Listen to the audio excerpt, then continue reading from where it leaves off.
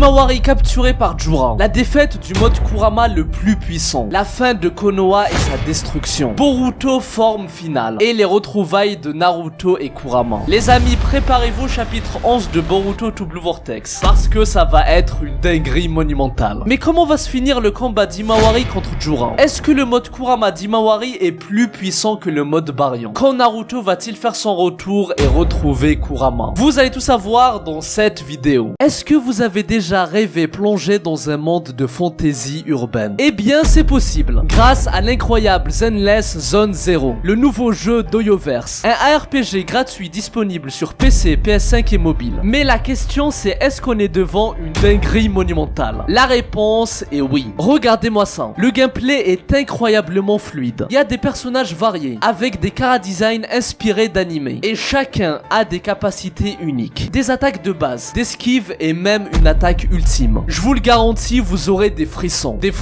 en combattant des boss terrifiants. Parce qu'en effet, l'histoire se déroule dans un monde post-apocalyptique, à la suite d'une catastrophe connue sous le nom de Néantre. Mais ce qui me plaît le plus, c'est que l'univers est très immersif. Vous pouvez explorer la ville de Nouvelle-Eridu et ses nombreux magasins. Mais pas que, parce que vous pouvez aussi jouer à des mini-jeux en étant chill, relax. Bref, je vous le dis, c'est un jeu révolutionnaire, parce que leur choix de musique est très original. Il y a des sons d'hip-hop, un peu à la Samurai Champloo pour ceux qui connaissent. Donc les amis, foncez au plus vite dans le lien en description, afin de vous préinscrire et tout défoncer dans ce jeu qui s'annonce historique. Et voici la question de culture du jour. Citez-moi 3 persos plus puissants que Jiraiya. Et les gars, on est bientôt 200 000 abonnés. Donc éclatez ce foutu bouton d'abonnement et abonnez-vous à ma chaîne secondaire. Himawari mode Kurama ultime, plus puissant que Naruto. Himawari s'éveille. Pour ses amis, elle fait face grâce à sa propre volonté. Himawari détruit le Mokuton de Juran et décide de l'affronter en 1 contre 1. Le chapitre dernier se termine avec la colère d'Himawari, qui combine sa puissance avec Kurama pour nous offrir un combat historique. Himawari affronte le chef des Shinju dont l'identité est toujours inconnue. Mais les amis, il faut savoir que Juran est puissant. Est-ce que Himawari peut le battre? Oui ou non? Avant d'y répondre, il faut s'intéresser aux capacités et au potentiel phénoménal d'Himawari. Déjà, ce qui est sûr, c'est qu'Himawari va tout faire pour le vaincre. Donc, qu'importe ce qu'il se passe, si elle perd, ce ne sera pas une question de volonté, mais une question de puissance. Bref, Himawari combine sa force avec le pouvoir de Kurama. Et ça, c'est une dinguerie. Parce que Kurama lui octroie une quantité énorme de chakra. Et elle a une capacité de guérison quasi illimitée. Je rappelle quand même que sa jambe s'est faite écrabouiller par Juran. Mais dès qu'elle a activé le mode QB, elle s'est complètement rétablie. Et sans oublier sa force et sa vitesse qui seront décuplées d'une manière exponentielle. Mais le plus intéressant avec le mode Kurama, c'est que ça booste tes capacités. Naruto avait pu améliorer ses techniques favorites, comme le Rasengan ou le Rasen Shuriken. Et il a même réussi à créer des variantes. Donc QB permet de booster les pouvoirs de son hôte. Et avec Himawari, ça sera pareil, mais sur d'autres aspects. Himawari s'est entraînée comme une Hyuga, et elle est devenue de plus en plus forte, que ce soit en termes de taijutsu ou dans la maîtrise de son Byakugan. Les amis, c'est la première fois de l'histoire qu'on voit un membre du clan Hyuga avec le mode Kurama. Ça va être historique. Bref, Himawari se libère de la technique de Juran en mettant de la force sur ses cheveux. Oui, ses cheveux se sont hérissés, formant les 9 queues de Kyuubi. Rappelant ainsi sa grand-mère Kushina qui avait le même trait physique lorsqu'elle s'énervait. Moi et toi, nous ne formons qu'un. Himawari est la première de l'histoire à obtenir Kurama sans avoir besoin de technique de scellement. En effet, Kurama n'est pas scellé en Himawari. Ça va plus loin. Les deux ne forment qu'une seule et même entité. Himawari va donc développer le mode Kurama. Mais ce mode Kurama sera le plus puissant de tous les temps, surpassant même Naruto. Et les amis, c'est même pas une théorie, c'est sûr et certain. Parce que Kurama l'a déjà teasé. Je sens ton chakra, plus que celui de tous tes prédécesseurs. C'est celui qui a le plus d'affinité avec le mien. Himawari est donc la plus compatible avec Kurama, plus que tous ses anciens réceptacles, Naruto compris. Ah oui, pour ceux qui disent que la puissance d'Himawari est abusée, franchement, c'est juste que vous sous-estimez la puissance de Kurama. Je rappelle que Jiraiya, un des plus puissants shinobi de l'histoire, et peut-être le shinobi le plus puissant de sa génération. Il a presque perdu la vie contre Naruto 4 queues. Je le répète, Naruto avait seulement 4 queues. Donc ça montre le boost énorme de puissance que Kurama peut donner à son hôte. Même si son hôte est de base pas très entraîné ou très puissant. Vu que bien sûr, Himawari n'a pas forcément le niveau de Naruto, lorsque ce dernier avait maîtrisé Kurama. Étant donné que ce dernier maîtrisait le mode ermite, le Rasengan, le Rasen Shuriken, et avait déjà un sacré palmarès. Mais Himawari pourra compenser son manque d'entraînement par son talent inné, ainsi que les pouvoirs qu'elle a reçus à la naissance comme son Byakugan et ses facultés d'Hyuga. Et dans son cas, elle a de la chance que Kurama ne va pas lui compliquer la tâche et va directement lui conférer sa puissance phénoménale. Je vous le dis, Himawari est déjà la shinobi la plus puissante de sa génération et elle deviendra à la fin la kunoichi la plus puissante de tous les temps, surpassant Hinata, Sakura ou Tsunade à son prime. Ah oui, dernier truc sur la puissance de Kurama. Je rappelle que Naruto a Hagar Ishiki Otsuki, le membre le plus puissant du clan qu'ils aient affronté. Et rappelez-moi comment il a surclassé ce dernier. Eh bien, c'était grâce au mode Baryon de Kurama. Ce n'est pas le mode ermite ou le chakra des autres bijou, mais bel et bien le mode ultime du démon renard à 9 queues. Donc Himawari va certainement débloquer le mode Baryon ou un mode similaire aussi puissant. Mais la différence avec Naruto, c'est qu'il n'y aura pas de contre-coup définitif, comme la perte et la disparition de Kurama. Bien sûr, il y aura forcément une limite, comme une limite de temps d'utilisation, à l'instar du mode ermite de Mitsuki. Mais les amis, préparez-vous. Himawari va faire d'énormes dégâts dans le prochain chapitre. Mais malheureusement, la réponse est non. Himawari ne pourra pas vaincre Jura, car elle est trop inexpérimentée. Son mode Kurama vient à peine d'émerger. Donc Himawari va perdre ce combat, ou au mieux, il va être interrompu. Par contre, l'issue du combat va être dramatique. Et l'auteur nous a sans doute laissé des indices au cours de son récit. Les gars, regardez bien. Dans l'opening 10 de l'anime Boruto, on voit des ennemis attaquer Konoha, et Himawari se fait capturer. Et ensuite, on voit tout le monde s'entraider pour aller la libérer. Et c'est Kawaki puis Boruto qui réussissent à la sauver. Et pour moi, il s'agit d'un foreshadowing qui présageait déjà le déroulement futur qui a lieu actuellement dans tout Blue Vortex. Parce que c'est exactement ce qu'on a actuellement. Il y a les Shinju qui attaquent Konoha et qui ont pris Himawari pour cible. Et les amis, ne sous-estimez pas les foreshadowing dans Boruto. Je rappelle quand même que j'ai eu plusieurs théories confirmées grâce au procédé de foreshadowing. Comme par exemple Garaga, l'invocation de Boruto, qui avait perdu son œil à cause d'une trahison. Et je m'étais basé sur ça pour deviner que ça serait pareil pour Boruto. J'avais dit que ça serait Kawaki qui va le trahir et qui allait poignarder son œil. Et quelques années plus tard, c'est exactement ce qu'il s'est passé. Malheureusement, il est fort possible qu'Himawari se fasse capturer par Jura. Il va tout faire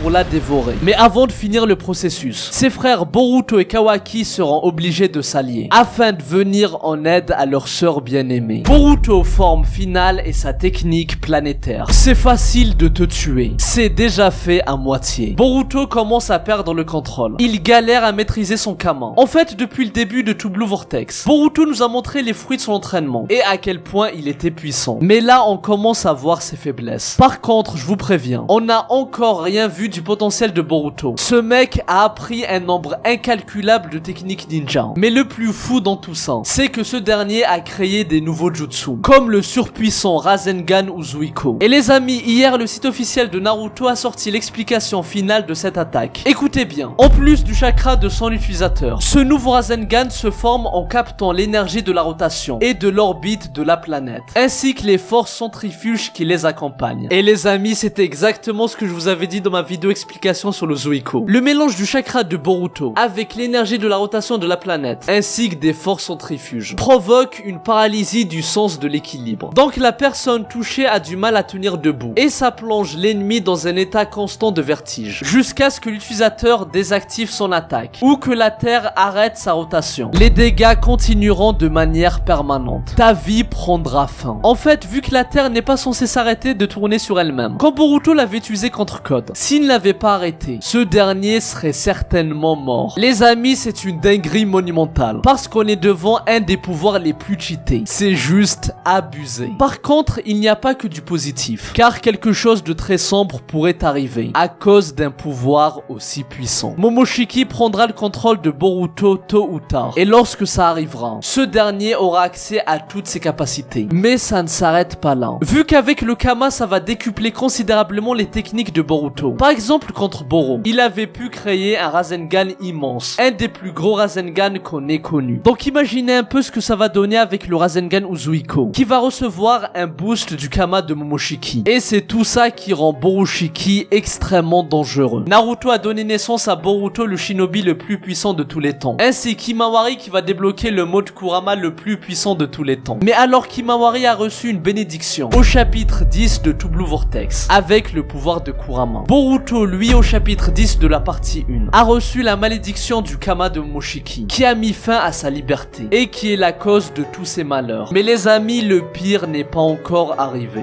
La fin de Konoha et sa destruction. Je ne pensais pas que tirer aussi loin Kawaki. Dans le flash futur de l'épisode 1, on apprend que Konoha sera complètement décimé. Et vu les paroles de Boruto, il ne fait aucun doute que Kawaki a une responsabilité dans la destruction du village. Il a certainement joué un rôle dans tout ça. Mais aujourd'hui, nous allons parler de la finalité la plus sombre qui pourrait arriver. Kawaki pourrait forcer Boruto à utiliser son Kama et pousser Momoshiki à se montrer. Boruto ne sait toujours pas maîtriser son Kama. Dans le chapitre 9 de To Blue Vortex, après s'être fait hagar par Boruto, Kawaki décide d'activer son Kama et juste après, il entre en résonance avec le Kama de Boruto. Et du coup, ça oblige Boruto à activer son Kama sans le vouloir. Kashin Koji lui ordonne de fuir et Boruto s'empresse de s'éloigner avec un air inquiet. Et dans le chapitre suivant, Boruto est toujours essoufflé et a du mal à communiquer avec Shikamaru. En plus, Boruto sait qu'Himawari est en danger, vu que Shikamaru l'avait prévenu, en lui disant que les Shinjus sont introduits à Konoha, et que leur cible était sa sœur Himawari Uzumaki. Mais même en sachant ça, contrairement à Kawaki, Boruto n'est pas allé la sauver, parce que pour lui, la priorité c'était de se maîtriser. Et tout ça montre à quel point il a peur que Momoshiki prenne le contrôle de son corps. C'est pire qu'il y a 3 ans. Et les amis, quand un protagoniste redoute qu'un moment arrive, c'est que ça arrivera dans pas longtemps. Momoshiki va bientôt s'éveiller, et ce dernier va tout détruire sur son passage. Ça permettra à Kawaki de montrer à tout le monde le danger que Boruto représente, et qu'il doit bel et bien être éradiqué. N'oubliez pas que le surnom de Kawaki est Kawaki, l'apôtre de la destruction, et Boruto c'est Boruto the God Killer, le tueur de dieux. Ces deux-là seront tous les deux impliqués dans la destruction du village, et franchement pour moi c'est la meilleure option. Imaginez un peu Momoshiki détruire le village natal de son réceptacle, afin de lui faire vivre un enfer. Je rappelle que Momoshiki a pour objectif de rendre Boruto déprimé, et le pousser à perdre toute envie de vivre, afin qu'il puisse prendre constamment le contrôle de son corps, et vivre en tant que Boruto Uzumaki. Et après la destruction du village, Momoshiki va laisser la place à Boruto, pour qu'il voit de ses propres yeux le massacre qui a été causé par sa faute. Une scène similaire à Yuji dans Jujutsu Kaisen, qui était complètement choqué après les ravages de Sukuna. Oui les amis, après l'incident de Shibuya, j'aimerais avoir l'incident de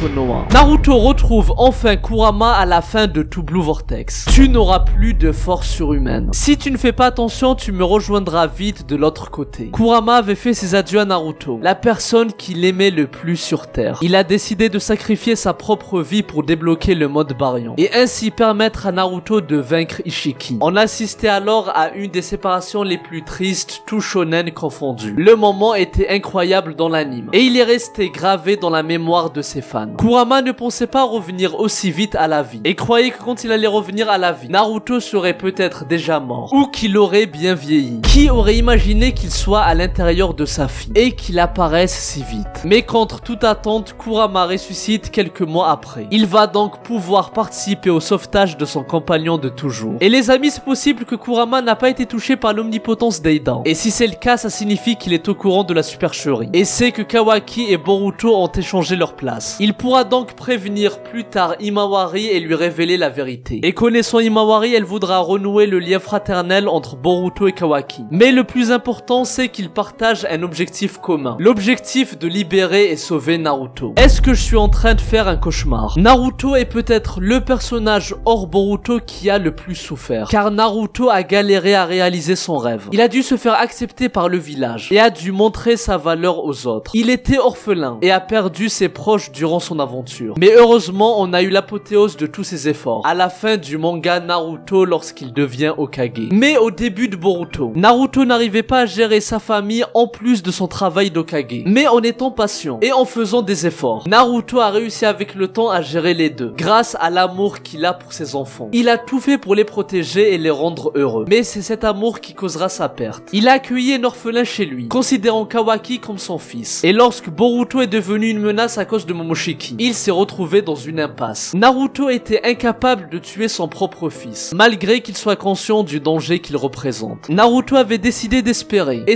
que les choses s'arrangent avec le temps. Mais ça a conduit à sa perte. Parce que pour qu'il soit protégé, Kawaki a dû prendre une décision à sa place. Une décision radicale. Il a mis en sécurité lui et sa femme dans la dimension du Daikokuten, se retrouvant ainsi dans un coma profond, là où le temps ne s'écoule pas. J'ai la sensation qu'un trou immense s'est formé. Dans l'épisode 219 de Boruto, Sakura fait des des analyses sur Naruto et lui dit: tu n'as plus ton chakra surhumain, tu ne pourras plus faire des jutsu comme avant. Mais Naruto ne va pas être attristé par cette nouvelle, mais il va plutôt être triste par le vide que Kurama lui a laissé. À présent, il se sentait seul, car Kurama et lui étaient toujours ensemble. Donc les amis, je vous laisse imaginer les retrouvailles de Naruto et Kurama. Ça va être une des scènes les plus émouvantes. Ah oui, c'est vrai que j'ai vu que beaucoup veulent que Naruto revienne sur le devant de la scène et récupère la puissance de Kurama. Mais les amis, je vous le dis, Naruto ne va pas revenir si vite dans l'histoire. Ça va prendre des mois et des mois avant de voir son retour. Boruto nous l'avait dit au début du manga: ceci est mon histoire et non l'histoire de mon père. Et ensuite il dit que son père Naruto avait joué un rôle déterminant au début de son histoire. Mais là les amis, on n'est plus au début de l'histoire de Boruto. Et donc Naruto a été mis de côté. Par contre, Naruto fera son retour. Mais il faudra être patient. Bref, les amis, j'espère que cette deuxième vidéo en 2 semaines vous a plu. Prochaine vidéo vendredi prochain. Explosez le bouton d'abonnement. Il faut qu'on atteigne les 200K en mois de juin. Et les amis, allez vous abonner à ma chaîne secondaire. Moi je vous dis à très bientôt et que la paix soit sur vous. Eru,